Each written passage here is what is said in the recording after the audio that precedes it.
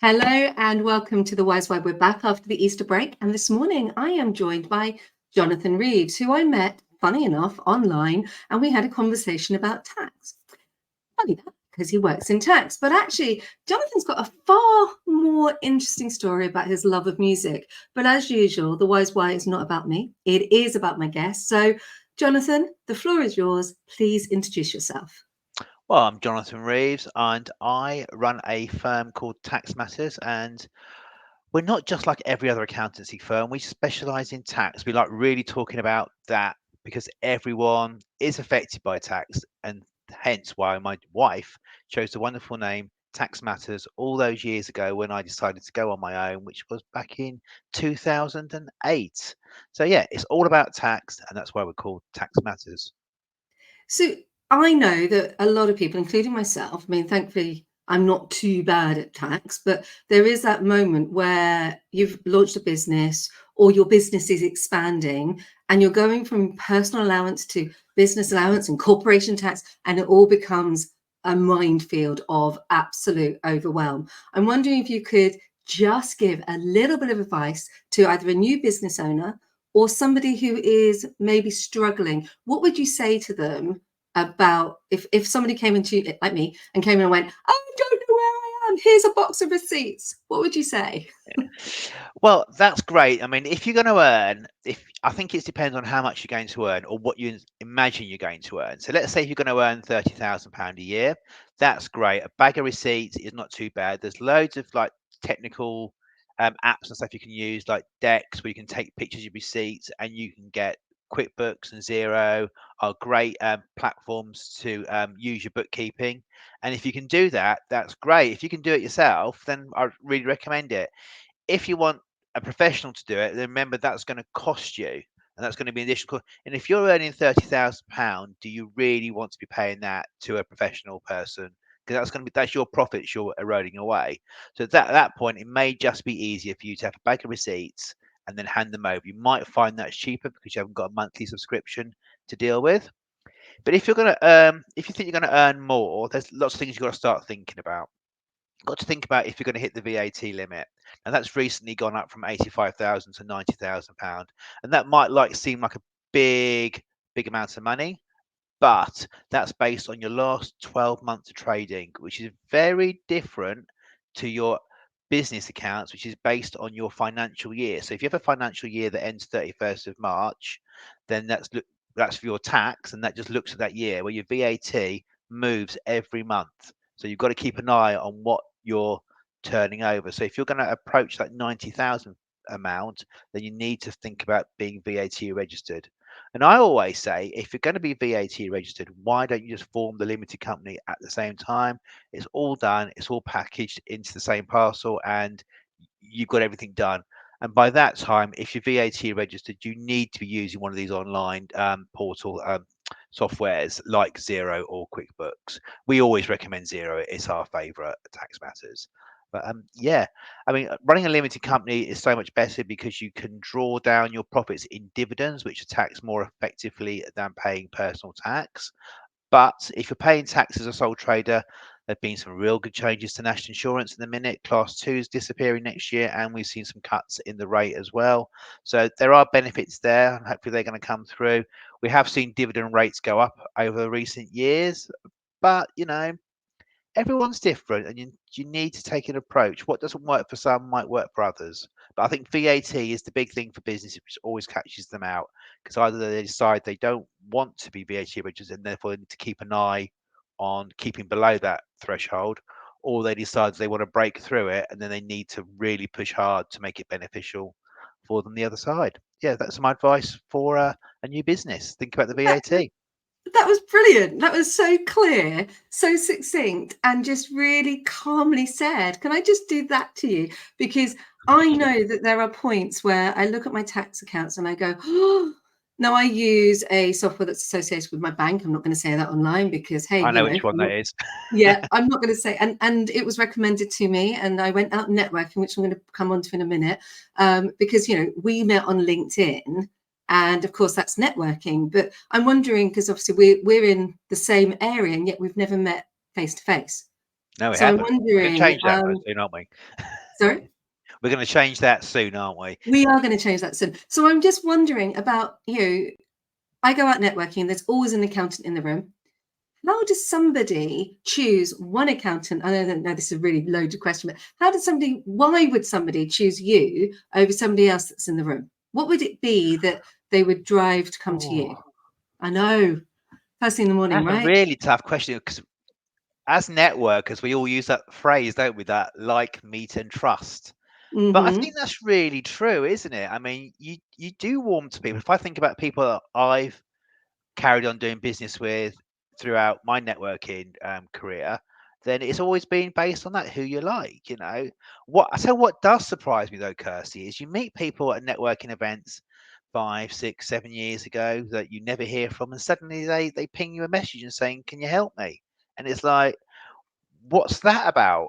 How does you must have done something in the room that's left such an impression that they didn't need you, but like 6 or 7 years ago, or they need you now. You know, Yeah. what's that about?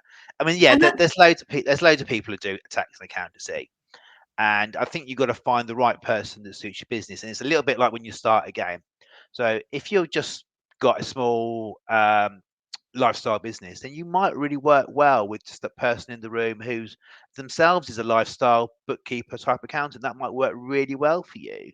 But if you've got more of a bigger business, then you're going to need a firm that looks at all different types of taxes. And then if you've just got a tax issue, then you need someone more like myself who can really help you with the personal tax, because that's really my passion is personal tax and how that affects people. Although businesses come into that quite a lot, it's everybody.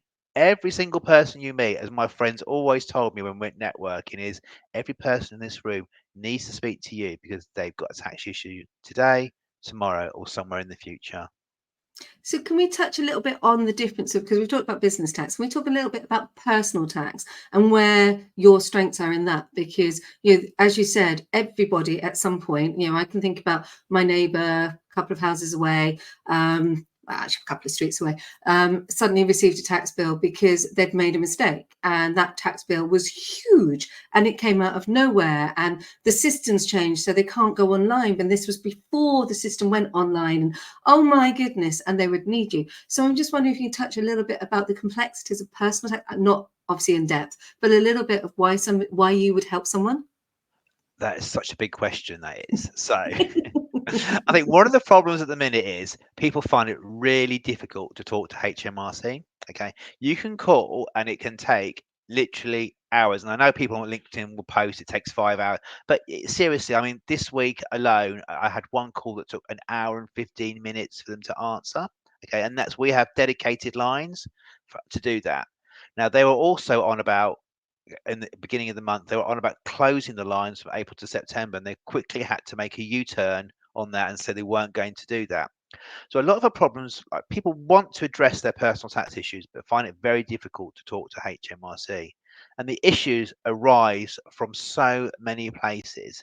So a person who's on PAYE income may suddenly find that they go over the 100,000 threshold and they need to prepare a tax return to report that. Okay, their coding notice may change from their usual 125 code to a K code, and they suddenly start losing money in their pay packet every month. Now that could be a result of they've got a bonus all of a sudden. It may usually the bonuses go out at Christmas time, so January they get a change of coding and suddenly realise they haven't got any pay, so people go into panic.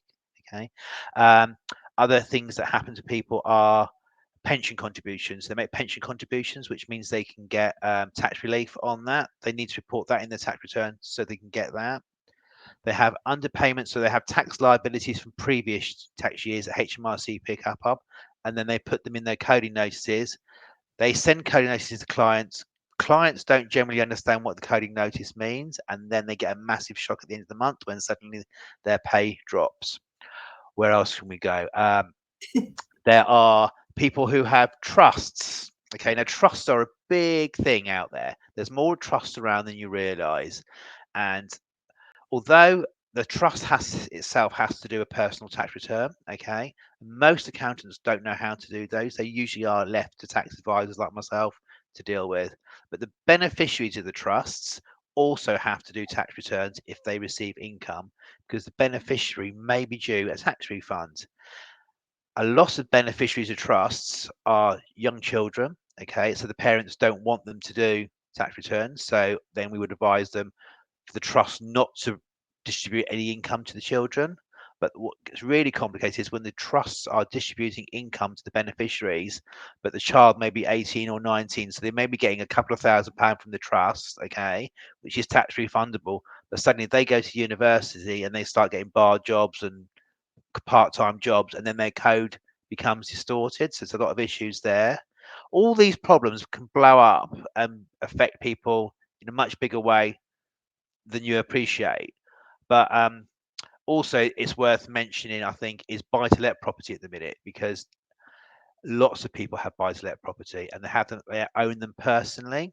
And interest relief on that was taken away a couple of years ago. So and now with mortgage rates going up, people are really feeling the sting, and they're not, some people feel that they're paying more tax and they're actually getting out in their pocket.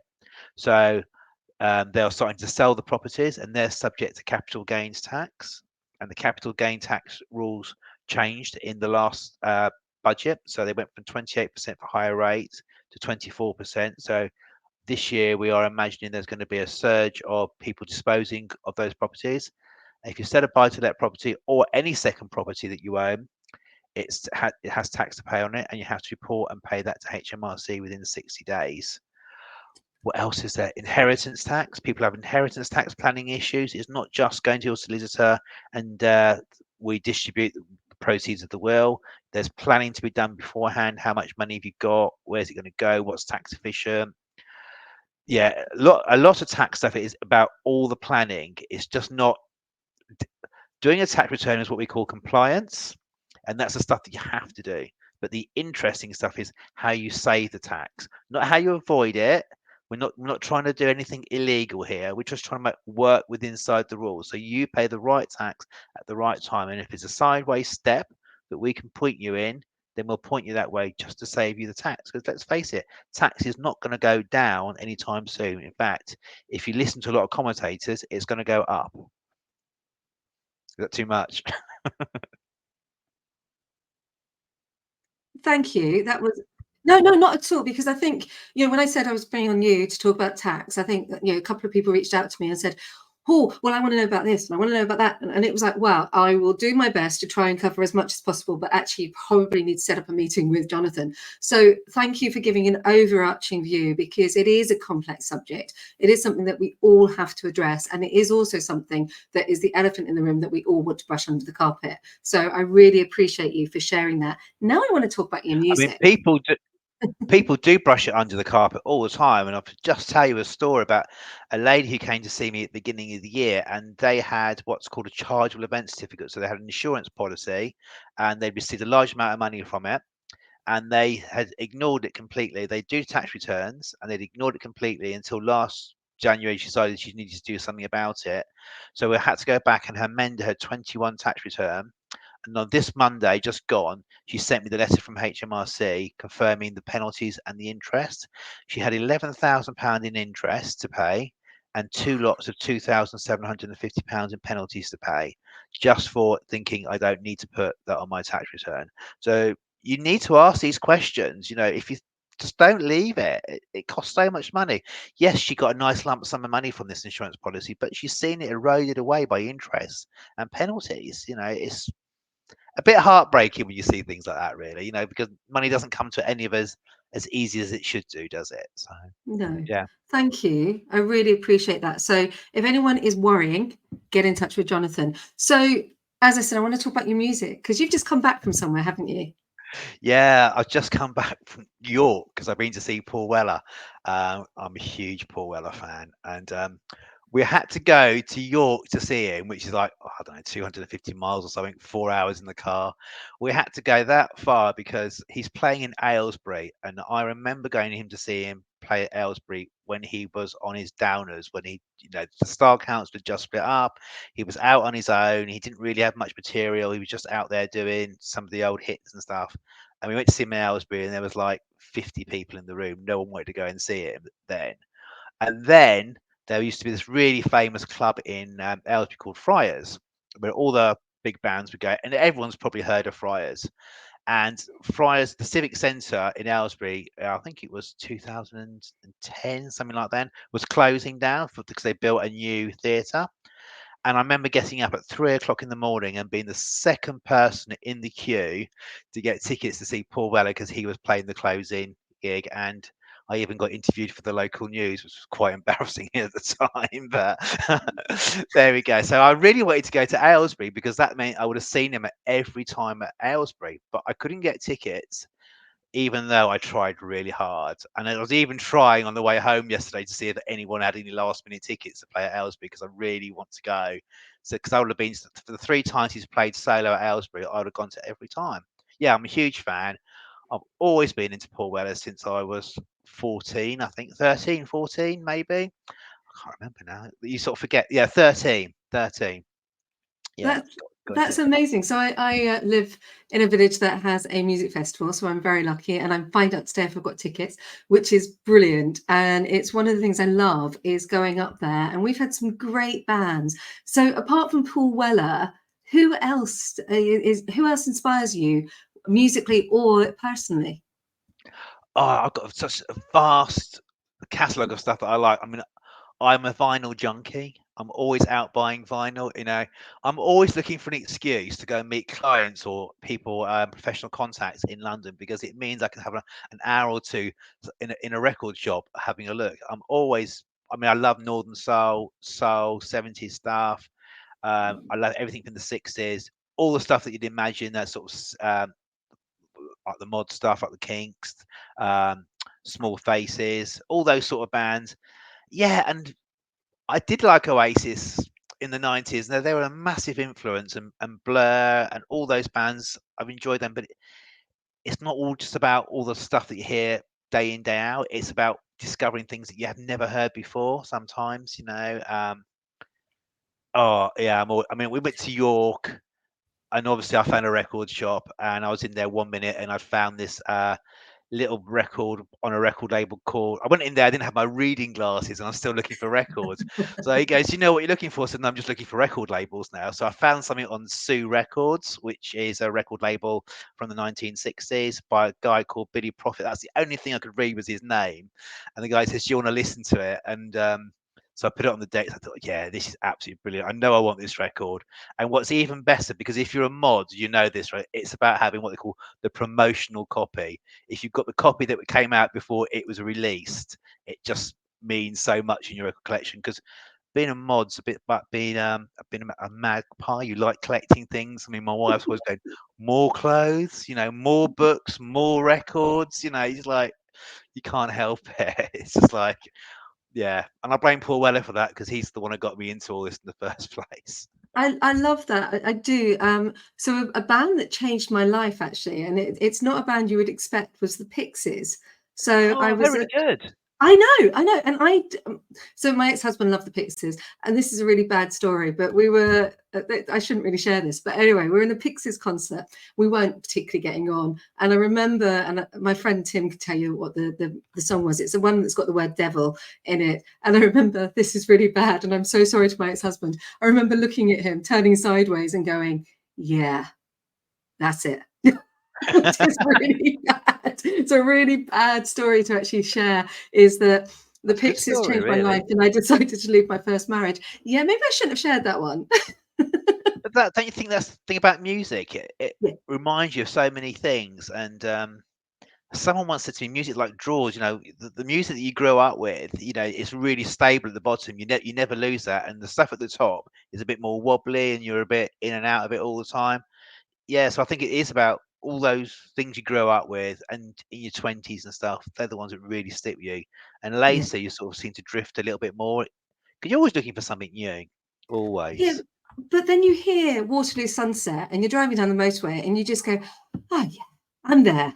I'm just Yeah, there." There's something about it that makes you hear the Doors and you. I'm yeah. a little bit younger than that age group. For me, it was Madonna. It was Unfortunately, it was the Jacksons. It was all of that kind I of like Madonna too, by the way. well, Yeah. 1982. I was Yeah. 11 years old, something like that. I was 11. Madonna was huge, and then obviously from Madonna, I go to Pink. I adore Pink, Alanis Morissette, and those really power ballads that I just absolutely adore. And Madonna broke. I mean, I remember being 11, my granny saying, "What do you want?" And I won't say the album just because we're live on air. But I remember saying to my granny, I want this album. And my family are quite religious. So when my granny and I opened up my present, which was the big Madonna album, yeah, my mum's face fell. I loved that song and I loved that whole album, and it really influenced my choices in music. So thank you for sharing your influences in Ah, your mod journey. brilliant. It's been, I love it. Now I want to talk about who's inspired you along your way, because you didn't just launch a business, did you? Yeah, you've gone on a journey to get to launching your business in 2008. I hope I got that Yeah, right. yeah, that's interesting. I think it was my wife really who's really inspired me, because when we first met, she was always saying to me, you come from a family of shopkeepers, they've all worked for themselves. So my mum owned her own business, my brother owns his own business, my granddad owned his own business, and she was really surprised when we first met that I actually worked for somebody. And I think that goes back to, not that I always knew that I wanted to work for myself, and times before met my wife, I sort of started that journey to do it, but always been a little bit unsure about doing it. But she really gave me the confidence to do it. And so I have to thank her always. And she chose the name for the business as well. And I remember telling my old boss, one of my old bosses, that I was setting up on my own. And he just said to me, "Oh, you're still going to sell your soul to the devil, are you?" And he was fantastic, because it's scary setting up on your own, because when you work in practice, you've got all this knowledge around you. So you know everything because you can just turn to someone and ask, and it's there. When you're set up on your own, you don't necessarily know everything all the time. And he was really good, and he was called Sydney, and he's passed now, which is a real shame. But he said to me, just ring me up or come and see me and I'll help you. And I remember taking a client to see him one day because I was really stuck on something right at the beginning, and he sat down with them and he talked all the way through it and talked me through it, and it was absolutely fine. And that's what I needed at the time, and then I was just off and running. So I think it's having good people. Yeah, my wife, my old boss Sydney, were absolutely fantastic to me. And if I've forgotten Brilliant. anyone who's watching who thinks they made a big impression as well, I'm really sorry. But there is something else I need to say as well, because go back to networking. When I first went networking, obviously it's very scary. I met three guys at networking over a period of months who, back in 2008, 2009, who now are my closest and my dearest friends. And all the way through my journey and their journey, we have supported each other continually throughout, and we've seen all our businesses grow and all become successful. And that is the power of networking, just meeting some really good people. And Yeah. it's truth, isn't it, about you are the person you associate most with, you know, Yeah. something like that. I can never get it right, but yeah. No, I get you. We've had some lovely comments come in. Peter Mawson, I'm going to kill you on this one, Peter. No, I'm not. I love you to pieces. He said, not bad taste, Kirsty. A little questionable, but a main acceptable. Thank you, Peter. Well, let's have a call later. And then Haley said, fascinating interview. We used to play white label records on a pirate radio years ago when I was a presenter, and was always Oh, excited pirate to hear. radio. Yeah. Love pirate radio. Yeah, that's got loads of memories for me as well. And it was always exciting to hear the music before the release of popularity. Nice to meet you, Jonathan. Haley, thank you for joining, and you two definitely Yeah, get we together. need to talk, Hayley. We need to talk for So this is hours. well, I'm looking forward to our conversation, because I think the music is, I mean, mine, yeah, I studied musical theatre, but I'm not actually the biggest fan of musical theatre, but I love music. So and my daughter doesn't like my singing, and I don't talk about this very often, but she always goes, Mummy, stop it. Stop it. You don't sound like the pop stars. I'm like, no, because I'm trained in musical. And so yeah, it's kind of like a different style of singing. And she's like, yeah, it's just not cool. I'm like, thanks. Thanks, darling. Thanks. So this is where the tables get turned. and you get to ask me a question. And of course, I don't know what it is. So fill your boots, throw something at me, and see if I can answer it. Okay, so if we found the key to the time machine and we could go back to your youth, okay, what thing would you bring back? What item would you bring back? And what thing would you change to make your business life much better, or to the point that where you really would like it to be today? So this is a really interesting one, and please don't think I love my life. I love the journey I've been on, and mum and dad, thank you so much for the education you gave me. I really appreciate it. But, and this is a big but, I love archaeology. I love geology. I love rocks. I love the formation of the earth. And I didn't know this when I was 10 or 11. I didn't know that I would get obsessed about earth layers and how a cirque can shape the whole world. And anyway, I wouldn't have known. So when I went to arts, I was a dancer, a actor, and absolutely I am 100% a performer. But if I could change one thing, I remember the day I was given, thank you, Mum, a piece of granite from Aberdeen. And if I'd known at that point how important that piece of granite would have been and how it would have changed my life if I had gone in a different direction. So what would I be doing now? It's really interesting. I would definitely be either an archaeologist or a geologist if my life had taken a different turn. I'm not saying I regret any of the decisions that I have made. I have a fantastic life, and I love the fact that I can stand here and say I've been a guest artist on TV, I've performed in musical theatre, I'm hosting a podcast because of the training that I have been given. My business is based on every single thing that I do. Stanislawski, all of the training, everything, all the communication, all the marketing, everything in my life has brought me to where I am today. But if I could have a parallel universe rather than changing it, I'd have a geology business because I love geology. So that's an interesting thing that nobody ever knew or knows. So No, that thank you is for that interesting though. question. That is interesting though, isn't it? What would you have done differently? I think it Yeah, is. Yeah. it is. But It's what about, what item would you have brought back from your childhood as well? Because I so keep it seeing would these be posts of. Sorry, It would no, it would be the granite. It would really? definitely. Yeah. Yeah, I'm really gutted I lost that piece of granite, and to this day, that one piece of granite that was all the way through my childhood, I have a piece now that I found halfway up a mountain, which I normally say, "Don't take anything away." So when you go out somewhere and you go for a walk, leave everything as it is and don't take anything away, except this was shaped like a fox. So I asked the planet, the mountain, the ex-volcano, and said, "Please, may I take this with me?" My husband was like, "What are you doing?" I'm like, "I'm feeling guilty about taking this rock. I really am."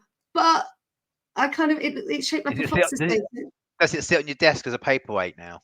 No, it sits in my bedroom along with my other ones. So I have, if you saw, if you saw my husband, I drive my husband nuts. So I love rocks. As I said, I love rocks. So one of my favorite pieces is a piece of tektite. So Right. that's volcanic glass that's come from the moon. And so some people like, yeah, I know. Some people like them because they believe they've got healing properties, and I'm totally up with that. Fill your boots. But I love the layers, so a bit of calcite, a bit of amethyst, but I love how it's formed.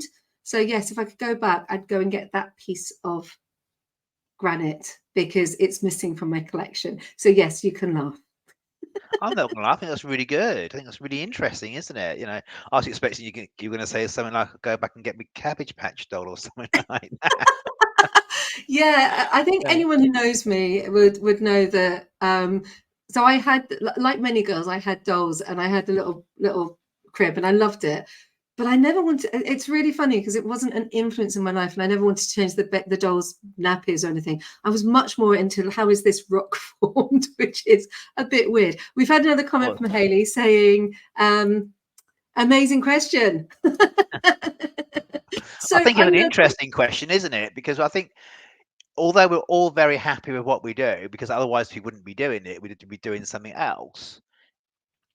There are things that happened when we're growing up that could have changed things for us. And it's Yeah. like, I mean, I never meant to do tax. Tax was an absolute accident for me.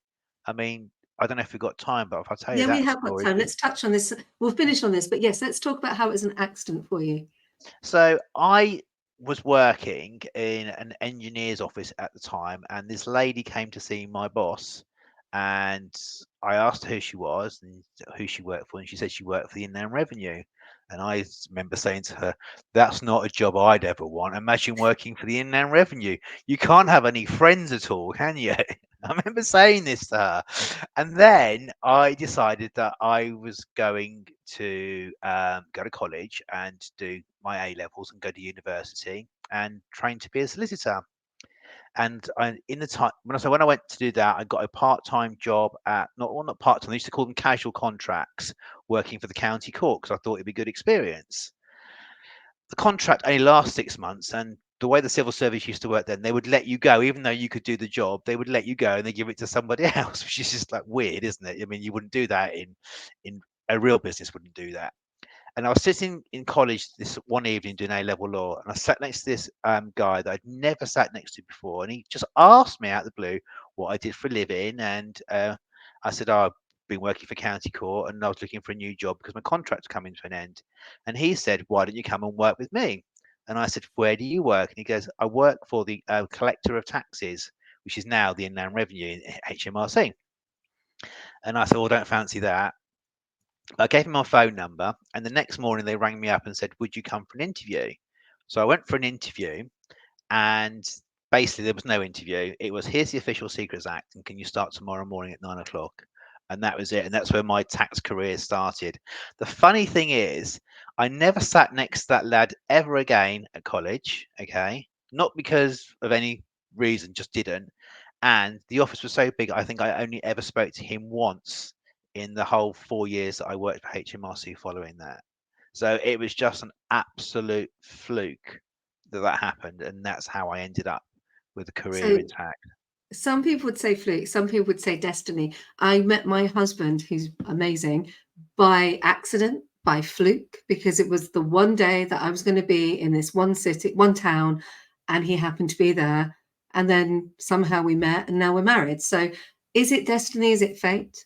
Who knows? I But don't I love know. that. It's just weird these things happen, though, isn't Yeah, it? I mean, they're just really odd. They're not like the things that you do all. If you went to that city all the time, or if I'd sat next to that guy all the time, you could have sort of understand why those things happen because you'd have built a relationship with the place. But they're just one-offs, yeah. and they Those change your one-offs. life massively, They don't they? they do, they do. Massively. Those one-offs are important. Thank you so much for your time this morning. I've thoroughly enjoyed the conversation. Put your links in so people can get in touch because anyone who's got a tax problem, absolutely get in touch with Yeah, Jonathan. He will help I'll talk you. to you. And thank you so much. Thank you for having me, Kirsty. Much appreciated.